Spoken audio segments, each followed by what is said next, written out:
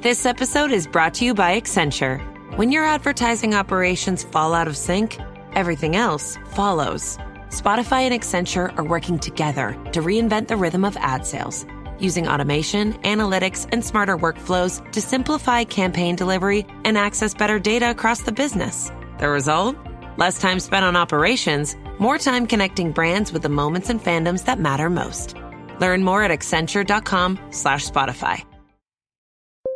When you need to build up your team to handle the growing chaos at work, use Indeed Sponsored Jobs. It gives your job post the boost it needs to be seen and helps reach people with the right skills, certifications, and more. Spend less time searching and more time actually interviewing candidates who check all your boxes. Listeners of this show will get a $75 sponsored job credit at Indeed.com/podcast. That's Indeed.com/podcast. Terms and conditions apply. Need a hiring hero? This is a job for Indeed Sponsored Jobs. This podcast is part of the Robots Radio Rocket Club, a program designed to help all podcasts reach their full potential. For information about joining the Robots Radio Rocket Club, check out robotsradio.net. Welcome to the Final Fantasy Lorecast, a podcast dedicated to the history and lore of the Final Fantasy series. Join us as we take a deep dive into the different worlds, characters, and so much more. Welcome back, Warriors of Light, to another episode of the Final Fantasy Lorecast. I am one of your hosts, Ben of Temeria, followed by my good friend and co-host, Steven. Yo. And Trey will join us here shortly, probably in about 10-15 minutes or so. He was getting behind, traffic and all that stuff that happens in life. And, okay, now I get what purple noun meant, that Sharp is now dull. He is no longer sharp. I get it now. Ha ha ha. Yeah, that joke took way too long. But anyway, that was our, pre-show shenanigans and all that fun stuff. But this week we are continuing our 4th season with other locations in Final Fantasy. And this episode we are going over Final Fantasy VI. So after this episode, we are getting into much more familiar territory with a lot of people coming into the series because a lot of people's first Final Fantasy was 7. So, yes.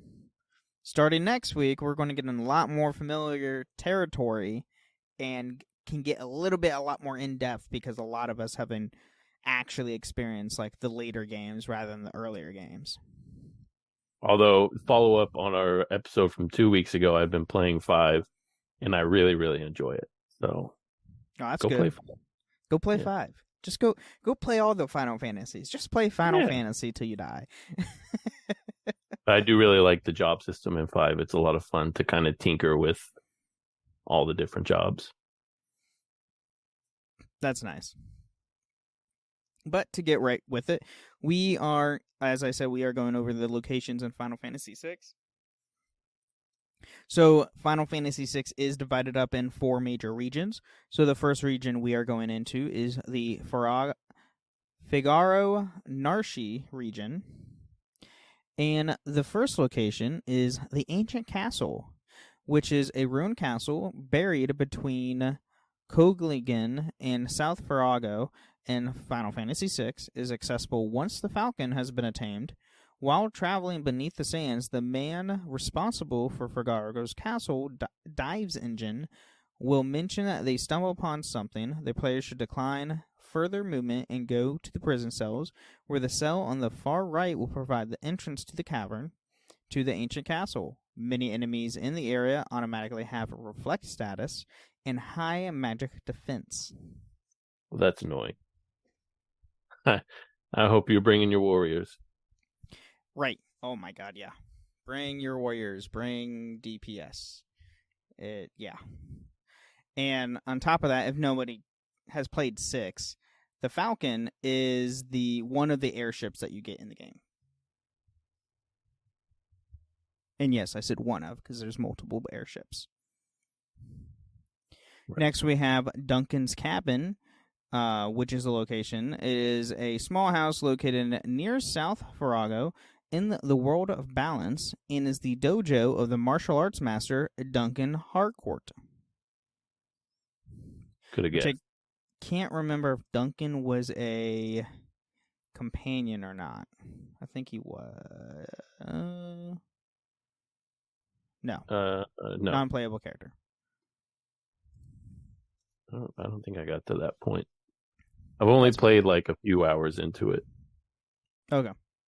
So now we have Farago Castle, which is a castle located in the middle of the desert and is ruled by Edgar Roni Farago. Outside of the Geshalian Empire, is the most technological advanced nation in the world and is the dominant force in the northern continent.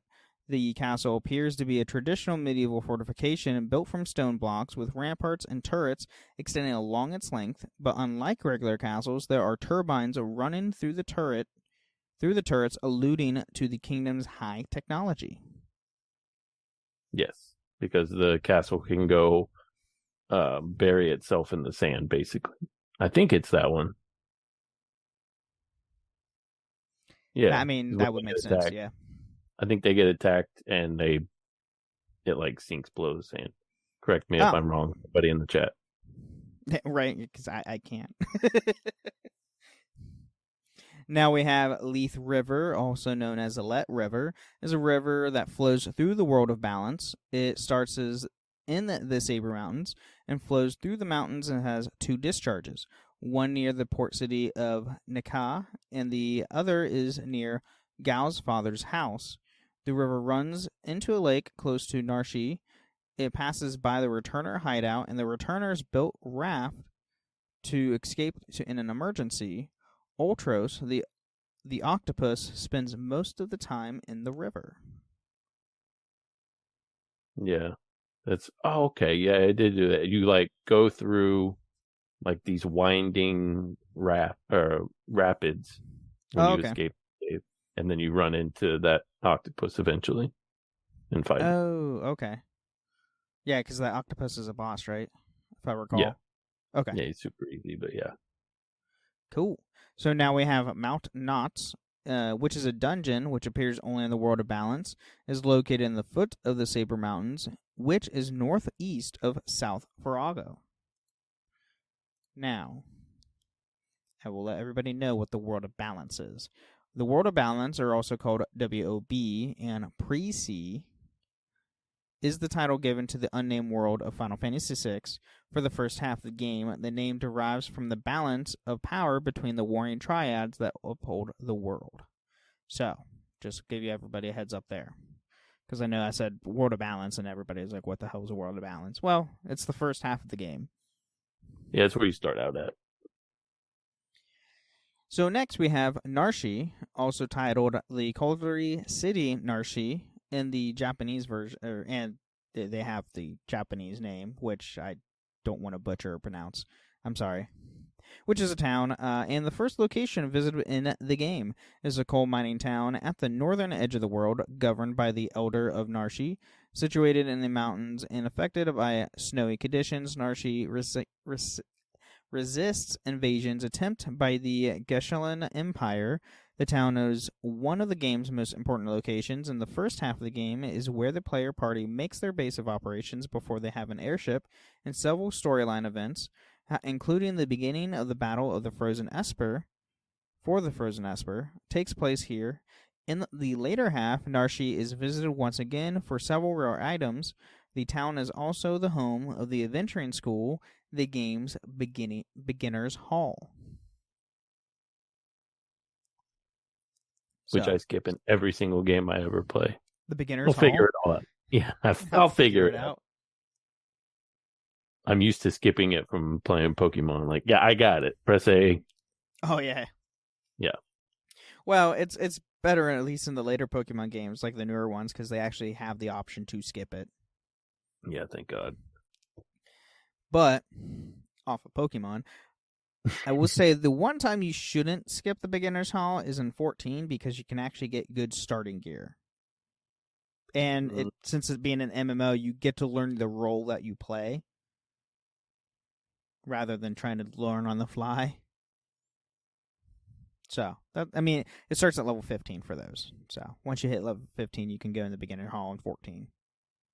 Whoever had 10 minutes as the over-under. I know. I'm sorry. I actually, hey, I was playing. Dang, I need to catch up. Yeah. But I'm sorry. I was playing 14 earlier today because I had to. I'm trying to level Dark Knight to level 60 before I go into Stormblood. You have to? I mean, I prefer to.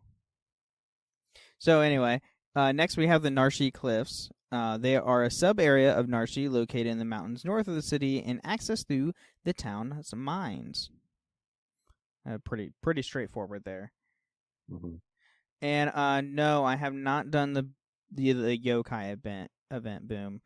I'm very hesitant on it because I was not a huge fan of yokai, the Yokai Watch when it came out on the 3DS, because I sold that stuff when I was working at GameStop, and it was just literally just a knockoff of Pokemon, and it was just weird. I didn't like it.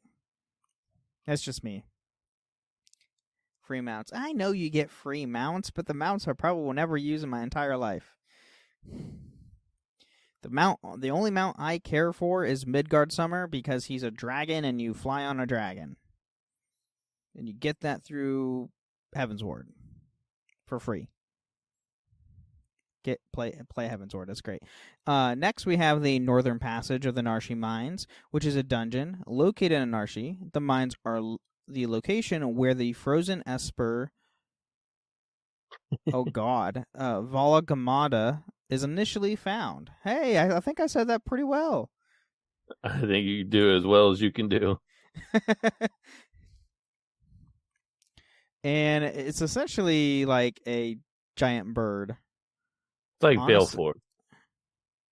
Honestly, it's like a dragon-esque bird.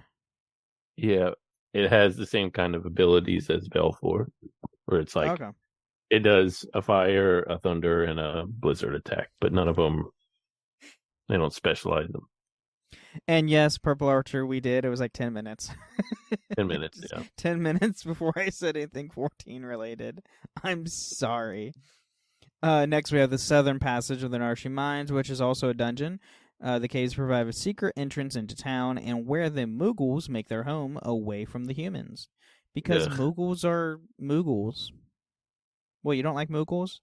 No. We went over this. Oh, that's right. We already went over that you don't like Moogles. How? Yeah, that's true. That's fair. That is fair. I don't like any creatures in the Final Fantasy series. I don't like Moogles, Chocobos. Really? You don't like Chocobos? What's wrong with you? Chocobos are amazing creatures. Big chicken. And adorable. No. Doesn't do it for me. And can use magic. How'd you think about that? Can they? They some can. Certain depending on the game you're in, they can. Sure. Okay. So we have Returner Hideout, also known as Returner's Hideout, where the Returners, a resistant group formed to counter the Empire, has its headquarters. It is located in the Saber Mountains and contains a shop and an inn. The Leth River flows past the hideout, and the Returners keeps raft so they can escape in an emergency. And yes, I agree, Purple Archer Steven would not appreciate Chocobo GP racing. I probably can, I can see that. Wouldn't. No, it's just Mario Kart with Chocobos. That's all it is. I hate every kind of... I hate the Chocobo race. Oh my gosh, you are so... Nope. Ugh. No, thank you. So now we actually go to the Saber Mountains, also known as Sibyl Mountain Range, which is an area in the game. It is remote from the rest of the world, and the passage is only accessible by climbing Mount Kolps. Because of its seclusion, the possible proximity to Farago Castle, the Returners set up their hideout here. The mountain range lies northeast of South Farago, and the origin of the Leth River. In the world of Ruin, the Saber Mountain have disappeared beneath the ocean. And the world of Ruin would be the second half of the game. So yes, everything goes to hell. Just like most Final Fantasy games. It starts off great, and it turns a complete 180 after the first, 3 hours. And then you have to kill God. Pretty much, yep. That's exactly what you do in pretty much almost every single Final Fantasy game. Yeah, they got a pattern down.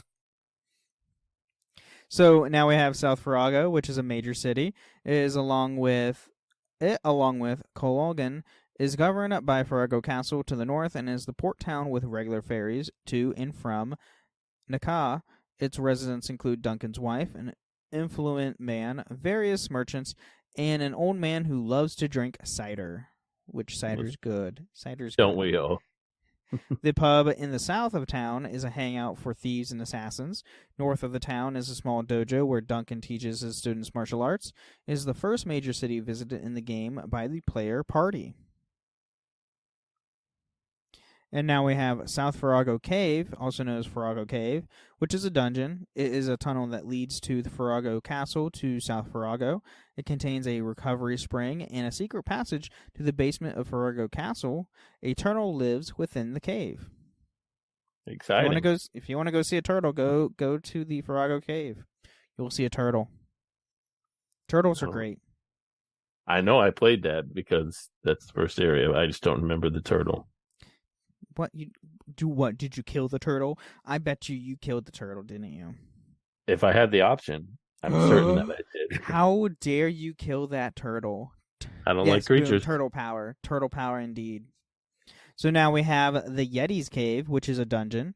It is a secret icy cave located beneath the cliffs of Narshi, and is accessible via the passage opened when the Esper Villagamara is thawed in the world of ruin. Most of the enemies here can inflict imp, and the cave is also the lair of the Tonberries in Umaro. Oh, I hate Tonberries. Tonberries are very annoying, and Umaro is literally a Yeti. Yeti, yeah. So for everybody to know. And then last but not least in this region, we have the Chocobo Stable. Chocobo stables are places where the player can rent a chocobo for a small fee. A chocobo stable can be found in the South Farrago, Naka, and Jador, where there are also quite a few chocobo stables hidden on the world map, where they are usually found in forests near towns most of the time. Chocobos are a main source of transportation in the early parts of the game, or when the airship is not available to the player, but they become obsolete once the airship is acquired or available again. Like previous games, the player does not engage in random encounters when riding on a chocobo, but once the player dismounts, the chocobo will return back to its pen. How are you supposed to grind if you're riding this big chicken? It's another reason why I don't care for them. How are you supposed to grind whenever you're having to ride around on this big chicken? What do you have? What is? Oh my gosh, I don't know how to. Why do you hate chocobos so much? That's what I want to know. Is this an intervention about you and you dealing with chocobos? That's what I want to know. You know what? I really hated the chocobo racing in Rebirth. That might be what it is.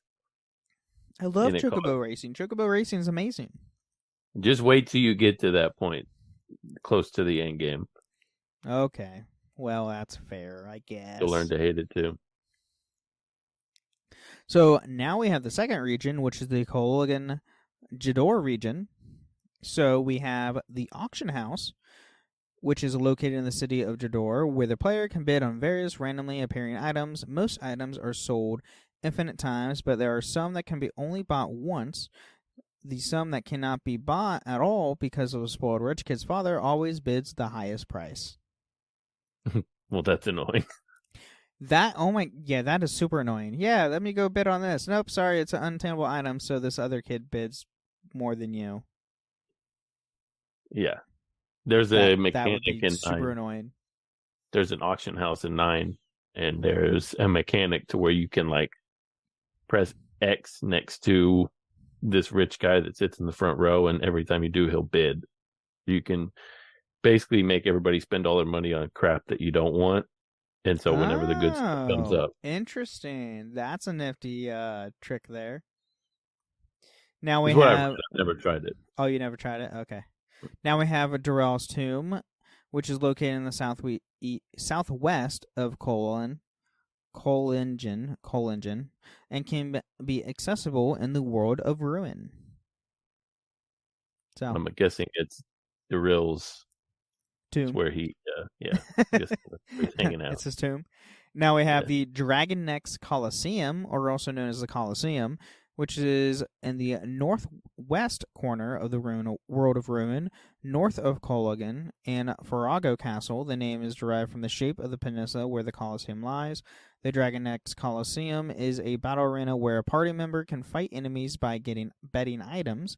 Before the Cataclysm is a small cabin called the Dragon Necks Cavern. The SNES and PlayStation releases, the location is named Coliseum. The Game Boy Advance and subsequent releases, however, spell it instances of the name Coliseum, which SOLISEUM instead of SOLOSSEUM. Winning 10 times in the mobile/Steam version earns the Gateway to the Top achievement. How does that get through the editor?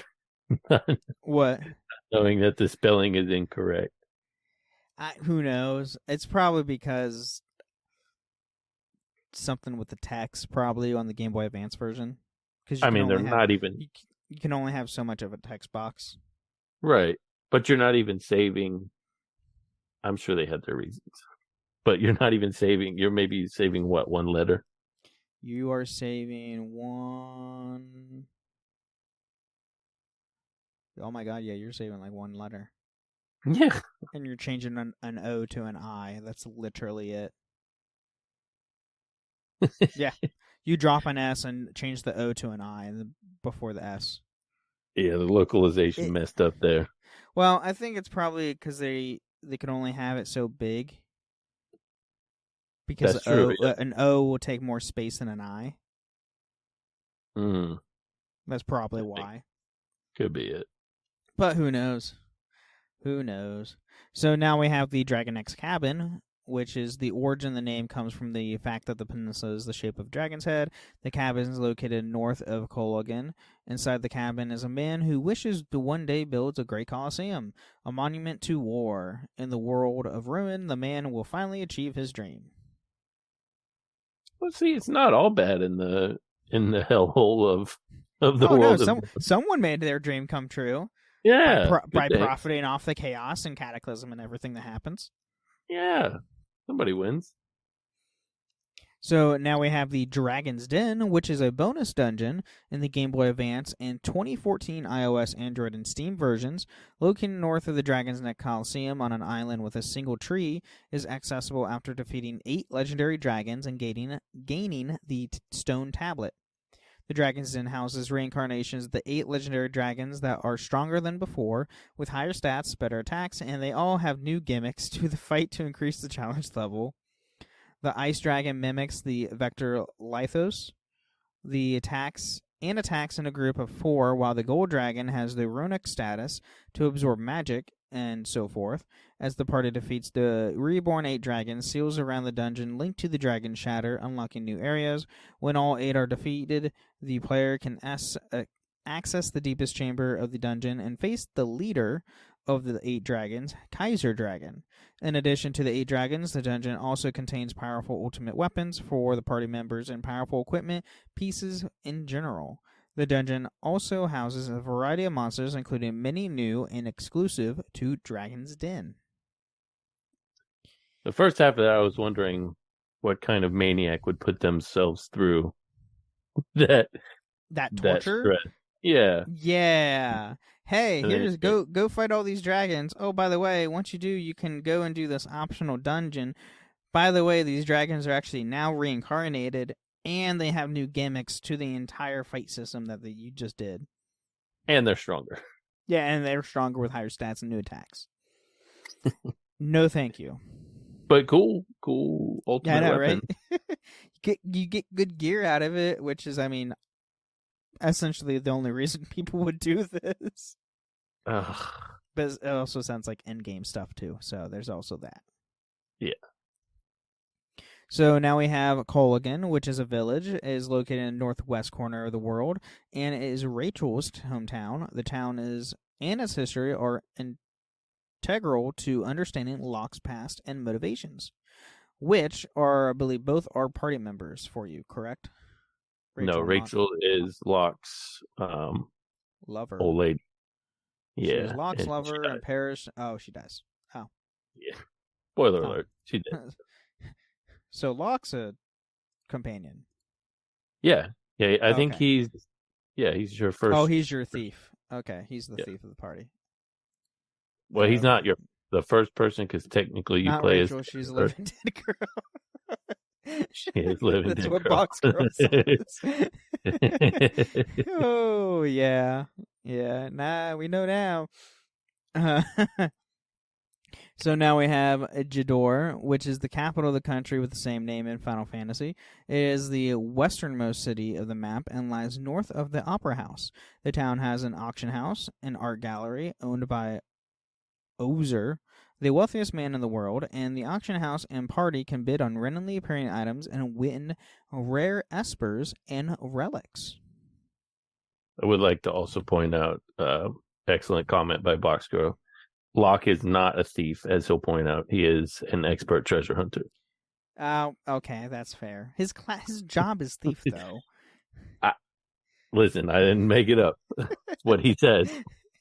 That's fair. That's fair. But that's cool. You get another auction house. Woohoo! Let's see if we can exploit that one now. Yeah. All right, so now we have Mount Zozo, which is a mountain accessible in the World of Ruin. When the merchant in Zozo sells the party Rustrid for a price of 1,000 gil, the party can then open a rusted door on the top of the pub and enter Mount Zozo.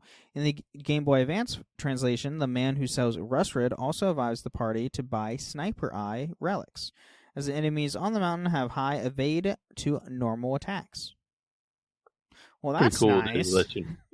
Somebody actually lets you know that you're going to need something up ahead, because usually the game doesn't tell you that, like, right. Hey, you're going to have issues. Yeah, most Final Fantasies don't give these nice hints like, hey, you're going to have problems. I've replayed a couple of sections on 5. You go into the game and it's like, you're going to have problems. Yeah, I just replayed about an hour of Final Fantasy V because I forgot something. And was my life was just hell trying to play the game. Like, and Boom says Locke is Indiana Jones Jr. That's true, yeah. Okay. All right. I'll take you guys' words on it. He's awesome. Now we have the Opera House, which is situated at the end of Long Peninsula south of Jidoor. Features the Maria and Draco opera, starring the famous singer Maria. The Opera House is directed by Impersio. Okay. I didn't get that far. That's cool. And then we have Ozer's Mansion, also known as Ozer's House. Overlooking Jidoor from the northern end of the city, is the largest home in the town and houses Ozer's art collection. So Ozer likes art. A lot of art. Okay. I'm sure it looks wonderful in pixelated pixelated game too. Why did it take And then now we have Zozo, which is a town. It is a den of thieves and criminals constantly caught in a downpour of rain. Unlike most other towns in the game, while traveling Zozo, the player can be attacked by randomly encountered enemies, the greedy and violent denizens of the town. Gameplay-wise, the area is a dungeon. So, yes, it's a town, but it's a dungeon. It's rude. Hey, we came to this town. Psych. Here's a bunch of enemies for you to fight. Because we can. Like, we'll do a nice thing and tell you about these high evade enemies, but next town you're getting to, it's going to suck. Right. A little trade-off here. Exactly. So, well, at this point, we are going to take a quick mid-break, and we will be right back. Pace Checkout is offered by your banks and credit unions. So when you shop online at participating merchants, your cards appear in one place, ready to use and kept up to date. And the best part, your actual card number isn't shared when you check out. Because boundaries are healthy, like no work emails after 6. One small step for boundaries, one big leap for checkout. Pace. It checks out. Activation required. See Pace.com to learn more. Terms and conditions apply. I wrote a little song to remind you, Choice Hotels get you more of the experiences you value. The Cambria Hotel's got it all. A rooftop bar, have a ball. Bring a date, your squad, or even your mom. Book direct at choicehotels.com.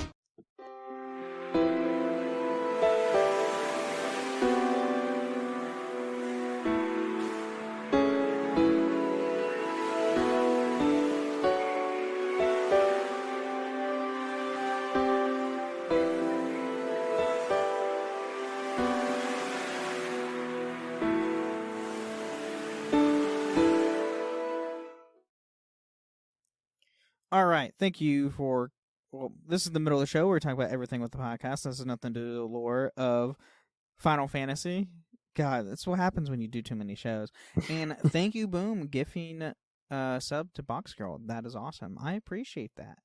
You're awesome, Boom. And I want to thank all of our patrons supporting us. Thank you so much for supporting us. And thank you for our new patron, Riku. Thank you so much for signing up to our Warrior Light tier. So that's 3 people who will be joining us at the end of this month, unless more people sign up. Awesome name, shout out. It's going to be pretty crowded, which I'm super excited for. I haven't had normally I don't get these big patron episodes unless it's a Witcher, but it's a lot of fun. Super excited. Yeah, will be a crowded, pretty crowded episode that week. At the end of the month there. It will be. And yes, good name too, because Kingdom Hearts, obviously. Obviously, best character in Kingdom Hearts. Yeah, I would agree. I would agree with that. Unless you're Cloud. He kind of sucks in Kingdom Hearts. You're not wrong. But anyway, thank you so much. And if you do want to become a patron, you can go to patreon.com/Final Fantasy Lorecast, where you can get ad-free episodes or even join us once a month at the end of the month on the episode.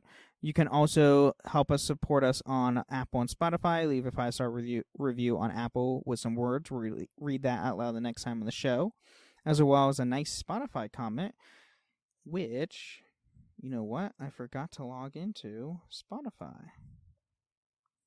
So let me pull that up real quick. Just a few clicks in here and there. And I'm late to the party by Rachel. And Trey's in our chat. So I don't know if Trey's going to join us. And I said he was going to join us. Tisk tisk.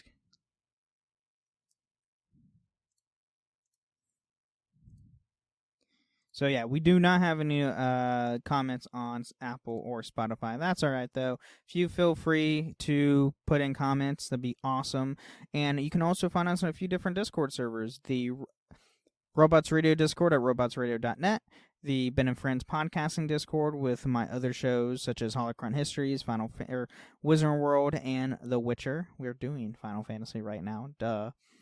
And yeah, it's a lot of fun. And you can find us live every Wednesday at 8 p.m. Eastern, 5 p.m. Pacific on my Twitch channel at twitch.tv/Ben of Temeria.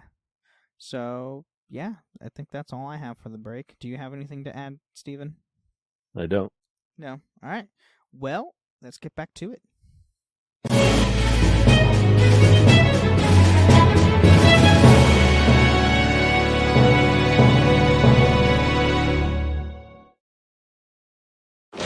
With the all-new Dynasty Blueprint in EA Sports College Football 27, you can build your program by earning Dynasty points to spend on NIL, staff, and more. But the fun doesn't end at graduation. With the EA Sports MVP Bundle, get College Football 27, Madden NFL 27, plus Deluxe Edition rewards in both games. Make your rise with the MVP Bundle, available now at EA.com.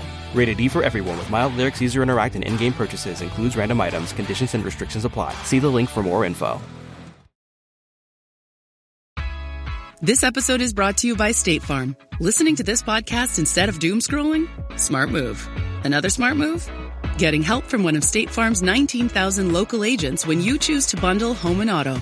Bundling, just another way to save with the Personal Price Plan. Prices are based on rating plans that vary by state. Coverage options are selected by the customer. Availability, amount of discounts and savings, and eligibility vary by state. All right, we are back from the mid-break, and now we are in the Vector region. So, Yay. with Vector, we have the Albrook, which is a town, is a port city, and after Vector is the city most closely connected to the Geshelan Empire. Due to Albrook being the largest port on the southern continent, it is one of the first cities conquered by the Empire. When the player visits Albrook for the first time, the pub is always full of off-duty Imperial soldiers, and the streets are patrolled by troops in Magitech armor. Which just looks like the stuff from Avatar, like the big suits that they wear. Oh, yes, I see. Yeah. From James Cameron's Avatar, for everybody to Oh, yeah. Sorry, it sucks that we have to clarify that. But James Cameron's Avatar. You'll never hear me bringing up Avatar The Last Airbender. So if I'm referring to Avatar, it's Why? the blue Do you not like Avatar The Last Airbender? I've never watched it. Oh, see, everybody, we need to get Steven to watch Avatar The Last Airbender because masterful. It's great. It's great. I tried. I couldn't do it. I see how it is. Anyway, so now we have the cave to the Sealed Gate, which is a dungeon. This is a cave that leads to the Sealed Gate, the border between the human realm and the Esper world. In the human realm, the cave lies east of the Imperial help me out here. Observation. Thank you. My words are slurring. I don't like that. On the far eastern end of the southern continent. So, there's that. And then we have the Crumbling House, which is a house in the town of Zen. Or 10. Awesome. Zen 10. TZEN. So I love these are my favorite ones when we're doing these locations where it's just like, this is called this guy's house. And then that's the entire description. That's the entire description? Yeah, I know. All That's right, great. cool. So now we have the Imperial Observation Post, which is a location is set up in the order to defend the cave of the Sealed Gate, so only the Empire has access to Espers. It also allowed them to greater ease to entering the cave. If the party goes to the observation post before speaking to Banan and Arvis in Narshi after Tara Bradford's flashback, it will be full of Imperial troops who will attack the party and throw them out of the base. As they do. Yeah. Oh, yes, and thank you, Boom, for gifting a sub to Purple Archer, who now... I just came back from AFK and we're sub now. Nice. Yeah, that's great. I have awesome people in the community. Thank you.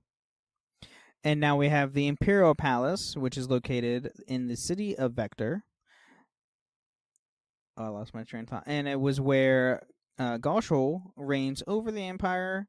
The player first sees Vector in a flashback at the beginning of the game. The player can also enter the Imperial Palace outer region during the first visit to Vector after Stelzer Gabanis joins the party and provides his airship. But they are attacked by the Guardian and are forced to flee when they are unable to defeat it. And the Guardian is a gigantic warship, apparently. Essentially.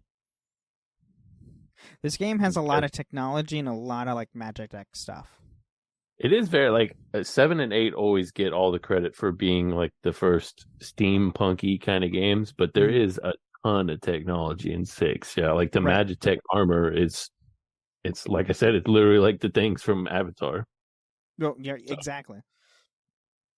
So now we get to the probably one of the most important locations in the entire game, which is Kefka's Tower, which is the final dungeon in the game, is the lair of Kefka Palazzo. Palazzo? Is that how you say his name? Sure. It didn't in the say world it of ruin. Formed from the debris of civilization when moved the Warren Triad out of alignment and destroyed the known world. From atop of the tower, Kefka reigns over the world as a god, using the light of judgment to wreak further destruction where he pleases. Although Celise can walk up to the tower right after sailing to the mainland, and the tower cannot be entered on foot. After attaining the Falcon, the party can use it to drop into Kefka's Tower from above. Thus, Kefka's Tower can be entered and the game 1 as soon as the player acquires the airship, though is highly difficult due to the few party members and resources available at the time. The option to enter the tower and face Kefka at any time is present throughout the world of Ruin. Yeah. So it's kind of like Breath of the Wild, where you can go to the end of the game, to Ganon straight off the bat and try to defeat him and speedrun it. You could do the same thing once you get to World of Ruin. I highly advise not doing that, because in the older games you will die.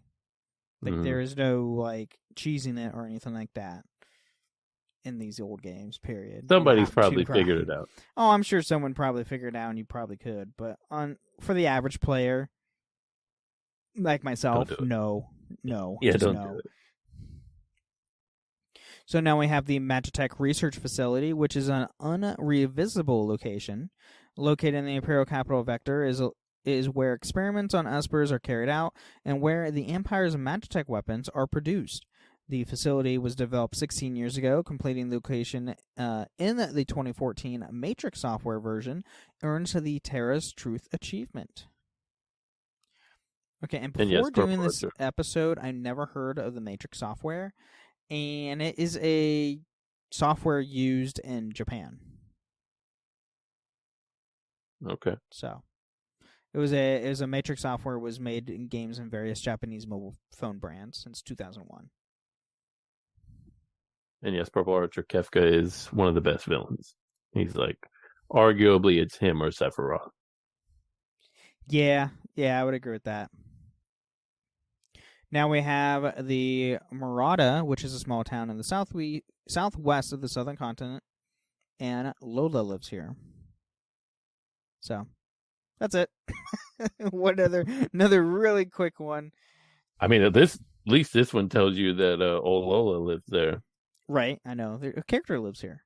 So now we have the Phoenix Cave. It appears in the World of Ruin and is the resting place of the Magicite Phoenix. The cave and event shortly thereafter marks the culmination of Locke's long quest to find the Phoenix to use it to revive his lost lover, Rachel.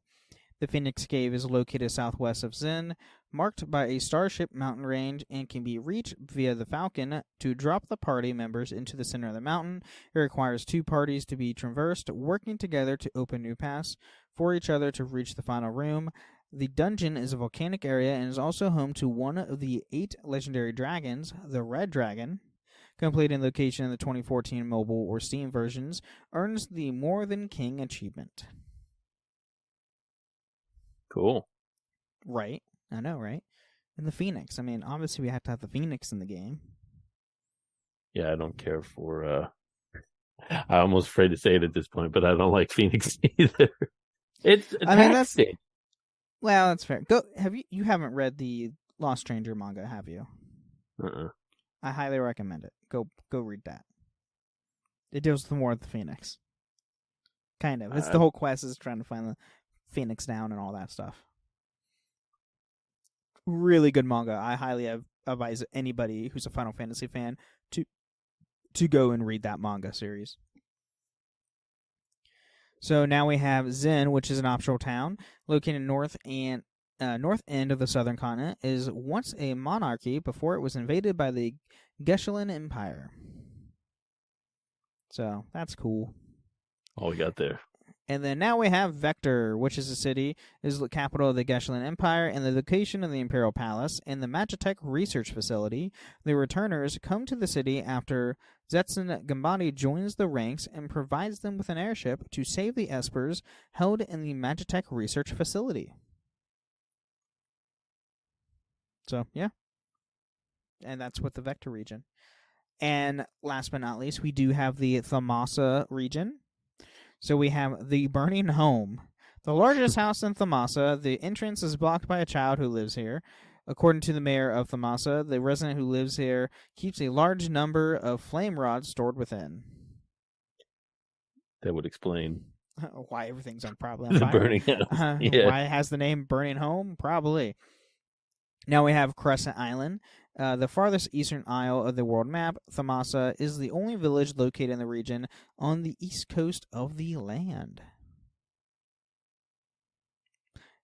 Cool. We have Ebot's Rock, which is a bonus dungeon located north of the town of Thamasa. Is accessible after the player visits Thamasa with both Strago and Realm in the party. The party tries to visit earlier. The cave entrance does not appear on the world map.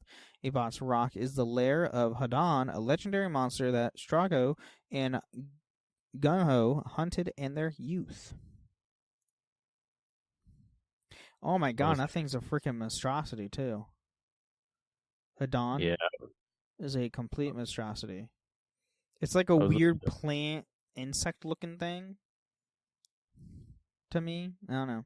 It's weird. I was trying to figure out who those characters were because I wasn't familiar, and then I looked up who they were. They're a blue mage and a pictomancer, so that explains what I'm familiar with them. Blue mage and pictomancer. Hey, blue mage is in 14, and pictomancer is joining 14. Ugh. Like if anybody cares, like the Pokemon, really? Yeah. That's what they are, right? They draw pictures, and that's what happens. And things come alive. Yeah, pretty much. Yep. Now we have the Esper Caves, known as the Esper's Gathering Place, located in the west of Thamasa. It becomes accessible after the party has rescued Realm from the burning home in Thamasa. If the party tries to visit earlier, the cave entrance is nowhere to be seen on the world map. The surrounding mountains are abundant with magical energy and is considered a sacred place to the Espers. And now we have Thamasa, which is a remote hamlet lying on a crescent island on the far eastern edge of the world map. It is one of the last places the party visits in the world of balance. On the surface, Thamasa is nothing more than a humble backwater village, but the villagers conceal a secret from outsiders. The party can visit Thamasa as soon as they acquire the blackjack, but the shopkeepers will refuse to sell them anything, and there is no events to trigger at this time. Rude. Or no, right? So rude. And then, other than that, that is the last region, but now we do have some other locations that are not part of the regions, which are essentially like, well, which we'll get into. The Blackjack, which is an airship, is one of the two airships in the world, the other being the Falcon. The Blackjack marks as a notable design change from the airships of previous games. While previous craft were simply flying ships with propellers and wings, the Blackjack resembles an airship in the real-world definition that is a powerful, lighter-than-air vessel. So, yeah, it's like a blimp. Yeah, it's essentially what we have in, our world. Then we have the Falcon, which is also the airship. It's the fastest airship in the world and is only one of two such airships, the other being the Blackjack. So, there's also that, too. So, those are the two airships that you get. Now, we do have the Dreamscape, also known as the Dream Dungeon, in Cyan's Dream, or Cyan's Soul, which is a dungeon. It is a dream world formed from the mind of Cyan Galamond in the reflection of the pain and hardships he has been through in his life. That just sounds depressing. Yeah. This game does get a little rough. Right? I know, there's some really pretty dark moments. I mean, one of your characters, his whole goal is to find Phoenix Down to revive his dead lover. And then now we go through someone's mind and through all his hardship and pain, because why not? Well, his town, homeworld, whatever, and his family are both dead. Yeah. Oh, okay, yeah. See, it gets dark. It gets dark. It's like early on in the game. Oh, lovely. So the Esper world, which is also in a location in the world of balance, is located in another realm connected to the human world via the clave, leading to a massive gate, is where the Espers live in peace away from the humans who would abuse their powers, which is, the whole Empire story. Now we have the floating continent. Is originally the eastern part of the southern continent, where the Cave of the Sealed Gate was located. And was levitated by the power of the Warren Triad. Is the last dungeon in the world of balance prior to the world of ruin, and thus a major point of no return for the game. The players should be sure to conclude any business in the world of balance before reaching the pinnacle of the floating continent, such as bestiary entries or items. So, for anybody listening who hasn't played 6, make sure you do everything you could possibly do in the first half of the game before you get to the second half of the game. Because in these old games, they don't tell you, hey, there's a new point return point right here. Like the games we have today, they straight up tell you, hey, are you sure you want to go on? Because once you hit yes, you can't go back. Mm-hmm. It would have saved Trey a lot of heartache playing through 4, having to go back. Oh my god! Yeah, I know, right? Hey, make sure you get everything in this tower before you leave. Yep. Yep. So now we have the Solidaria Island, which is a remote island in the world of Ruin. It is the starting point of the world of Ruin, where Celise awakens from a coma and begins her journey to find the rest of the returners. And then we have Triangle Island, which is an island that is located in the northeast corner of the map in both worlds. That's all. There you go. It's an island that is shape of a triangle. Hopefully. Oh, right? I know. No, it's a It'd circle. Be funny. It'd be circle. Funny. Go find Triangle Island. All I can find is this circle one. Right? I don't know where it's at. The Zone Eater's Belly is a secret dungeon that can only be accessed by allowing a Zone Eater on Triangle Island to swallow the entire party. It contains many rare treasures, as is the home of the optional character, Go-Go. And, okay. Yeah. That's it. That's all we have in 6. Yeah, that's it. I was trying to look at Go-Go. I've never gotten there. It's because he's an optional character. That's why. I can't even Go-Go begin to describe he's a mime. Oh, okay. If you call that a mime, then sure.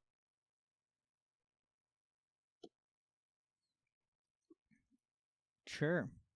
Anyway, but yeah, that's what we have on this week's episode. So, a lot of cool stuff. Any final thoughts, Steven? No, go play 6. Go play 6, yeah. Go ride Chocobos, because Chocobos are the best. No. You get 2 airships. You don't need Chocobos. Well, that's fair, but Chocobos are adorable and awesome and great, so Chocobos. I don't like birds. That's a me thing. What's wrong with you? Birds are great. I like their legs. Tisk, tisk, tisk. Anyway, next week is going to be super exciting because we are finally diving into probably the most famous Final Fantasy game, period. We'll all finally know what we're talking about. And me and Steve will know what will be going on going forward, which is going to be super nice.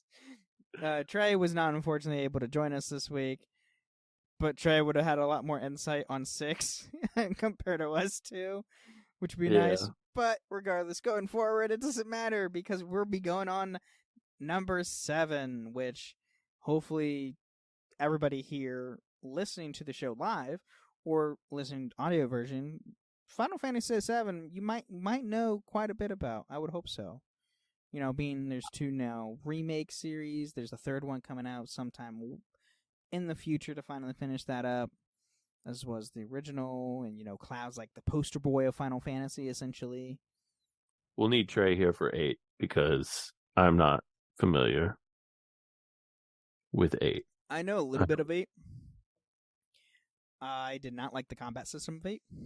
I think I've said that on the podcast, too. And Squall is the worst. He is the worst. The only cool thing about Squall is his gunblade. That's literally it. Yeah. That's it. Yeah. Other than that, he's a whiner. Yeah. Yeah. Anyway, that's what. I? Right. That's this week's episode. We'll get to that next week. So, thank you for listening to the Final Fantasy Lorecast, and may the crystals guide you. Thank you for listening to the Final Fantasy Lorecast. You can find us on the Robots Radio Discord at robotsradio.net. You can find us on Twitter at FFLorecast, and you can email us at fflorecast@gmail.com.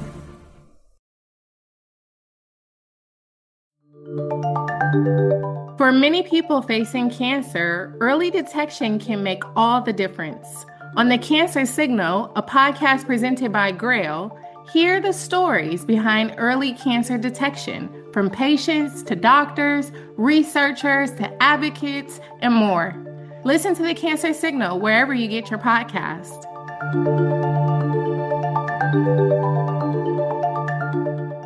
Hi, Ryan Reynolds here for Mint Mobile. Are you looking for a beach read this summer? May I suggest your big wireless bill? It's got suspense, mystery, a slightly flat, emotional arc, and a shocking twist where you realize you've been overpaying the entire time. Fortunately, though, Mint's story is better. Every plan, $15 a month, even unlimited. That's it. Happy ending. Zero tears. Give it a try at mintmobile.com/switch. Upfront payment of $45 for 3 months, $90 for 6 months, or $180 for 12-month plan required. $15 per month equivalent. Taxes and fees extra. Initial plan term only. Greater than 50 gigabytes may slow when network is busy. See terms.